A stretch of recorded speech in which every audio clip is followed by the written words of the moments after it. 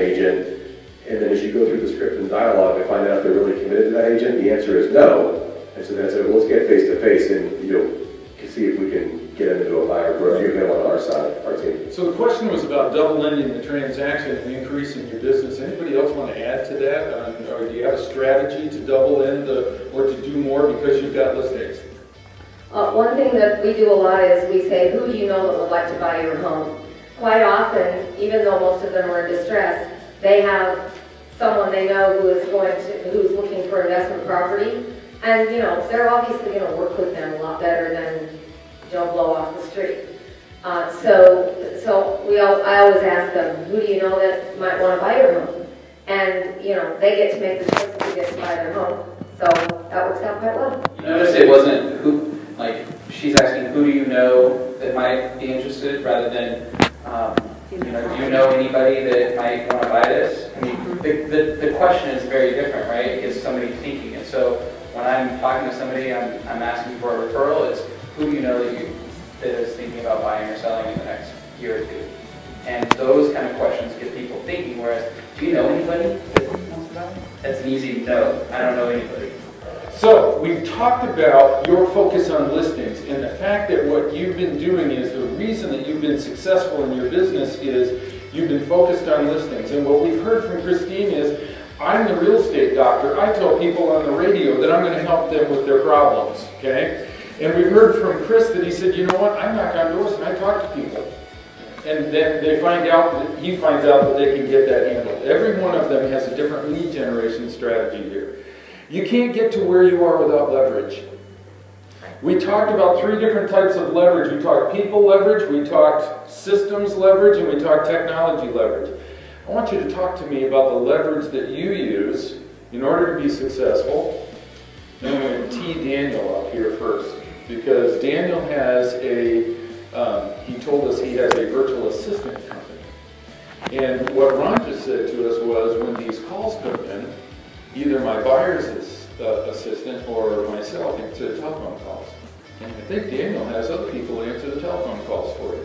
So I want you to think big, I want you to think big ideas, and I want you to hear the big ideas that they have as they're talking through that. Daniel, can we start with you? Systems, tools, people.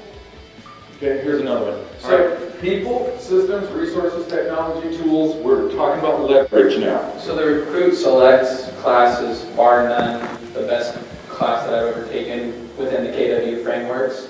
Some numbers, first 6 months of the year, we've actually interviewed 3,200 virtual assistants, and we actually asked 224 to actually take our class and then pare that down in half.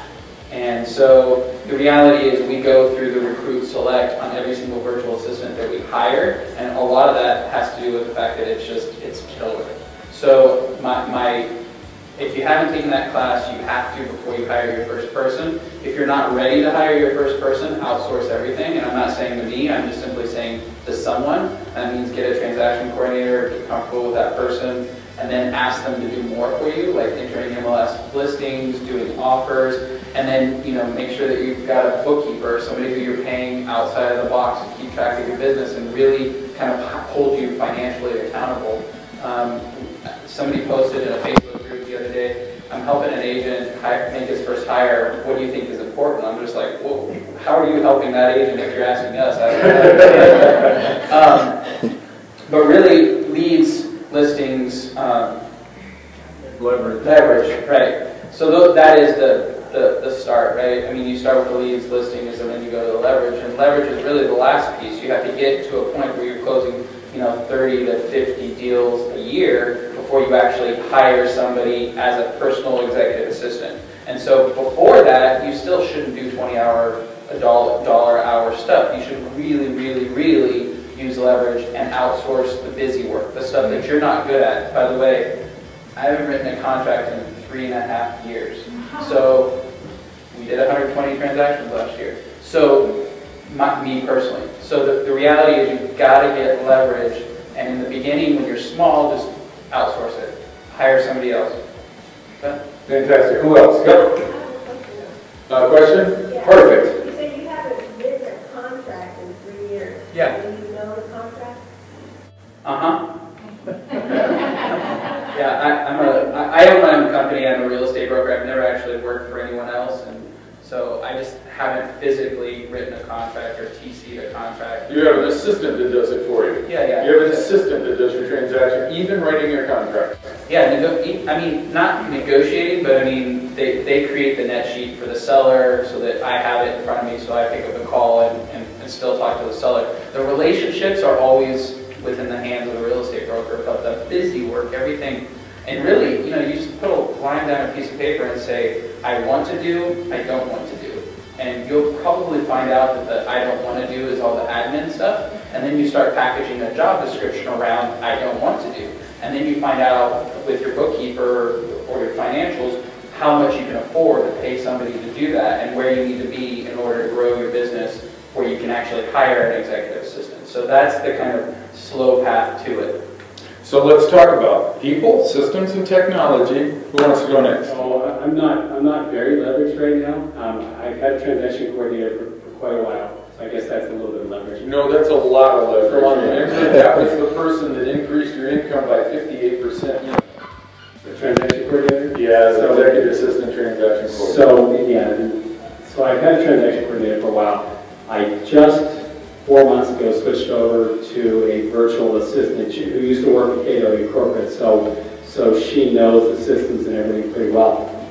I've seen a big boost, I don't know if you want to say in my business, but in my free time, my ability to do things other than real estate, just by having her maximum 2 hours a day, 5 days a week, so that's really helped. And you know, you talk about benefits of a relationship. She introduced me to Dropbox and Microsoft Exchange server, and I'm like, oh my God, you mean I can be here and pull a file up and send it to somebody and all my device? I mean, just that really helped me in being a lot more mobile. So that was good. And then right now, I just started to look for a full-time assistant, and my MAPS coach is working with me on that. You only have a part-time assistant, and you did how much? Yeah.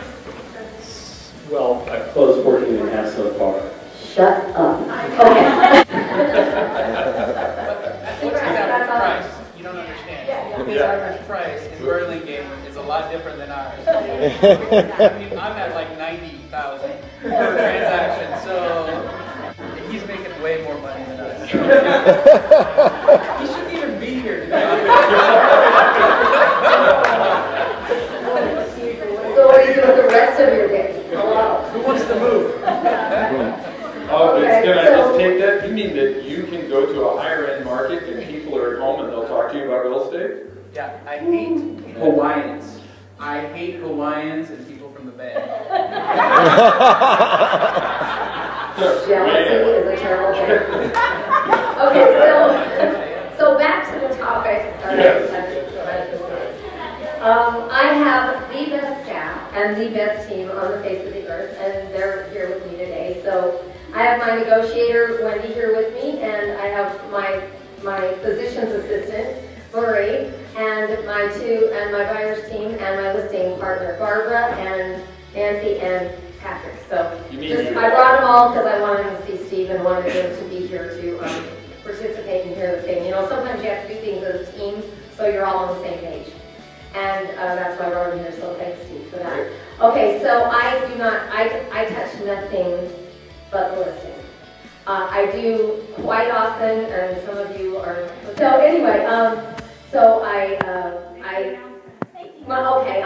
math coach. She's so going okay? She's going to make a big announcement at Mega Camp. How many of you are going to be there at Mega Camp? All right? So you all got a preview. So come watch me. Okay, so anyway, I do nothing but listings. I don't touch anything else. I can do sometimes 6 or 8 listings a day. And that's just a day. And it's really not that hard. Is this a paradigm shift for anybody? Yeah. So, I mean, even 1 listing a day would probably be a paradigm shift for some people. Once you know that you can do 2, you know you can do more. And it really is all because of leveraging myself with the people and the systems that we have. If I didn't have the systems that automatically took place because they were trained to do it, then I couldn't do that. So I do not touch anything. All I do is go on listing appointments and prospect. So let me ask you, what's Oh, the and name? listing appointments come to me in my office, by the way. Oh, that's a big point. What's the name of our class today? Play big. Play big. Play big. And what are we talking? We're saying playing to Win. not playing Not to lose. not to lose. What are you hearing up here? Playing to win. Playing big and playing to win. Okay, Yeah. that's awesome. Okay, Ron, go ahead. People, I have had an assistant for 4 years. Jan was my first full-time hire. I used outsource early off, and then Jan was my part-time, became full-time assistant, and then Jan became my short sale processor. We moved more into short sales, and so Jan now works remotely up in Montana. She moved up there and does all the short sale processing. And then Amanda is my personal assistant that handles our marketing, my calendar, schedule, everything from pre-marketing, pre-list to the point we get a contract. And then when it goes into contract, it's handed off to somebody else. And then Michelle works all the buyer stuff. She's our buyer specialist. And so those are the people. I'm a DI as far as personality profile, if anyone's familiar with the DISC profile. So yeah, I would encourage you to surround yourself with the people. If you're a DI, then everyone on my team is S and C, with the exception of Michelle has I as well. But so I'm surrounded by a bunch of S's and C's that pick up my path of destruction. And as far as leverage, again, I run a really simple system. I'm not being a technology guy. I just really don't like the computer that much. I'm more of a phone person, a face-to-face. I believe in relational kind of stuff. If I could go days without checking email, I would be happy and life would be good. So I use kind of a really old school planner, and this is pretty much my system. The first thing I have in there, I have the top 50 people that I need to call. And so I have like my top list of each week, and I kind of play a game with a theme day. So on Mondays, I call my top 25 or 50, my really important people. Tuesdays, I call everyone that's a current client and give them a weekly update. So if I call them on Tuesdays, I don't have to have 11 conversations with them over the course of the week, because we have that once a week Tuesday conversation. On Wednesdays, I call a letter of the week from my database. So this particular week we're on G. So there's 26 letters in the alphabet. So there's 52 weeks in a year. 52 weeks divided by 26 is 2. So I can call it on my database twice a week or twice a year and get through that. On Thursdays, I call business people. Those are my financial planners, CPAs, people I'm in business groups with. And then on Fridays, I go after the big, big channel accounts. Thunder Valley, the big medical institutions, big relocation companies. Trying to find those big HR companies that could send me lots of business. And so I keep track of the printed daily schedule. I think that's a pretty important thing that we think we get up and we kind of wonder what's going on. Again, not being a computer guy, I don't like looking on the computer because if it's in the box, then it's hard to have it in front of you. So I print out my schedule. Amanda has this on my desk every day. The schedule is printed out. I track leads, and so we know exactly where we're at lead-wise. Once a month, I have just a whole sheet of what leads we have in there and call the leads. I print on Mondays. We have a weekly team meeting, and so I print out all the listings that we have. Everyone goes through the listings and kind of what's going on with it, and I download all the stuff that I've come across over the week and communicate it to the team. We have a buyer printout, and then I keep a weekly, on Tuesdays, I write down everyone that I have to talk to on Tuesday. They print out a list for me so I can make that weekly update phone call. I have a printed out copy, again, because I'm not the computer guy, of everyone that's in my database. So as I'm in between in the car, going different places, I can actually pull it up and make phone calls. It makes it really simple and easy. And then I track the money in the back, the important stuff. I do a monthly profit and loss statement, and so I just kind of keep it old school and go with an Excel spreadsheet, but I do it monthly.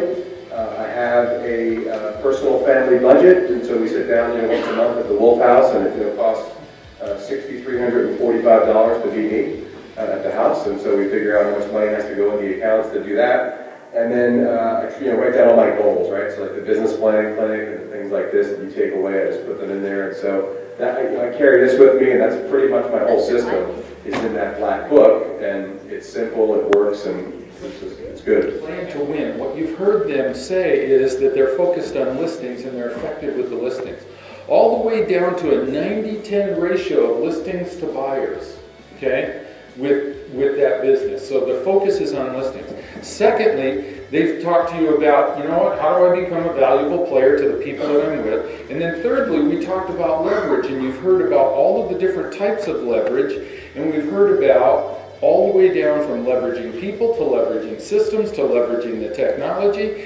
And by the way, what Daniel didn't tell you was, how much does it cost for a virtual assistant per hour? Okay, so $7.60 is the lowest level person, and the highest level is $9.60. And there's no cost for like medical or insurance. We cover that ourselves, and we simply give you an invoice so that it's like a utility bill, like your cell phone bill. You get an invoice, you pay it automatically, it's done. If you don't have an assistant,